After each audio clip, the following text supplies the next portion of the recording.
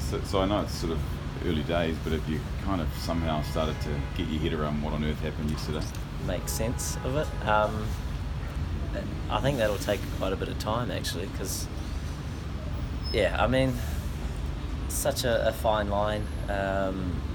Maybe the worst part is there's so much you can't control in those situations, and it still sort of eventuates the way it did. But I think all in all it was a real shame that the tournament was decided in the way it was after two teams went at it in two attempts of playing cricket games, and it was still a tie. But two great campaigns, from our side of things. We were really proud of the way that the guys went about their business, and I'm sure the English were as well. They had a great campaign, and it sort of showed that we went toe to toe, and and I guess it was fine print that decided it. How are you feeling out? There's a ton of pressure on everyone, but as captain, when you've got so many balls in the air, so much going on, do you feel the weight of the world on your shoulders? How do you go about assessing everything that's happening? I suppose you're just looking at the task at hand, and when you're involved with it directly, you don't feel as much of the emotion as perhaps people on the outside that are just living it the whole time. You're just looking at, right, what do we need to do now? And naturally after a few little things unfolded that were a little bit unfortunate, it was still, how can we try and make the best of this situation?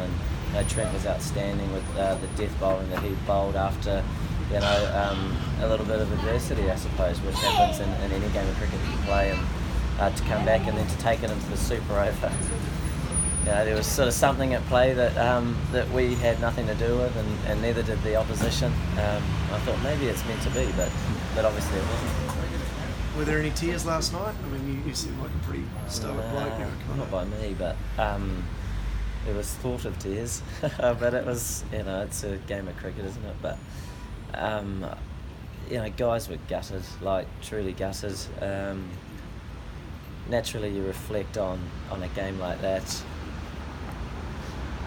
even if it wasn't a World Cup final, but you add that into the mix, and you just look at small margins throughout the whole match, not just this one or that one. It's everybody's thinking about their role and what maybe could have been different. But I think when you get to that stage, you almost take it a step further and realise that it's almost outside of your control, and the guys put in such a huge effort in that final, in both games in that final, and it wasn't quite enough for one reason or another. Gary said that that the team caught up with Owen Morgan after the match and had a beer with him. So what were conversations like with Owen? Mates with Owen, so it's sort of a fairly natural thing to do. He was great. He was a bit lost for words, and he didn't really know what to say, and that's fair, I think, especially after 2 months of getting to the sort of the final stage, and to have a tie. He said, look, there was just nothing that separated the sides, and I guess it's an odd feeling to, in some ways, not have a loser of a match, but have a crowned winner.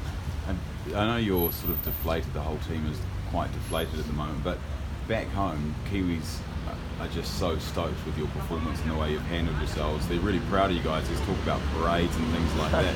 So how does that feel when you compare it to how you're feeling right now?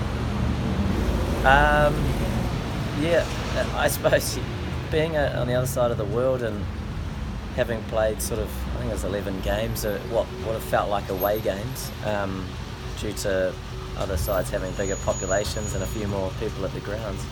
It's sort of been hard to, I guess, connect with the vibe back home, but I think that's also been a thing where the guys have been relaxed about how they've gone about their business throughout the whole campaign, and it's been one that I know they'll reflect on in time and look at it really fondly, but quite hard to do right now. But then hearing some stories from back home and all the support that we've been getting from people all around the world, all Kiwis all around the world, it is pretty special, and no doubt we'll get to sort of experience that firsthand when we do eventually get home.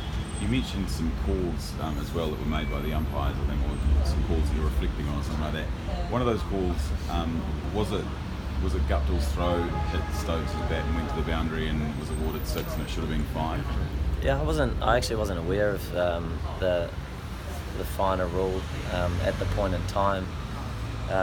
Obviously, you trust in the umpires and what they do, and I guess in a way you throw that in the mix of a sort of a few hundred other things that may have been different, that we wouldn't be talking about just one thing, and well, that's how we've looked at our whole campaign is a much more sort of holistic thing, how we wanted to play for 2 months, not just sort of one game, and I think that's been really important to the success of the side throughout this tournament, is that they have gone into it with that mindset, and we've had losses along the way, but the mindset's continued, and how can we just keep making small steps forward.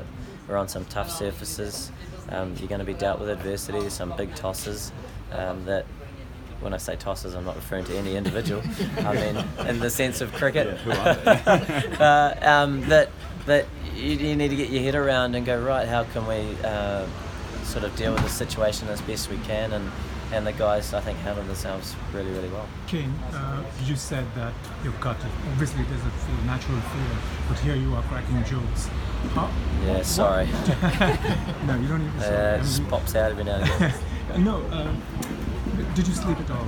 Did I sleep? I did sleep, yeah, but yeah, I did. What are the kind of emotions that kind of rose from the moment it started from the time it ended? I reckon I sort of explained it to a few people. It's like it sort of hits you in waves. Like you feel like 10 minutes, you forget about it and you make little jokes, and then it comes back to you and you go, did that just happen? And did that just happen? Is that real, or is it just I woke up wondering whether it was a bad dream, and it wasn't, was it? Yeah, sorry about the jokes. Hindsight's a beautiful thing, but if you had another crack at it, would you do anything different? Nah, I don't think so. I think, like I say, we talk about not having to play the perfect game to have success, but you do need buy-in from everybody in terms of the team plan and how we want to go about our business, and we need to adapt conditions, and we need to play smart cricket, and all in all the guys did that beautifully well throughout the whole campaign, and to get to a World Cup final on a tough surface and sort of get mid-200s on the board required England to play very, very well, and I guess they played well enough. You must be proud, right? Is there a sense of pride at what you've achieved when you walk out of England now?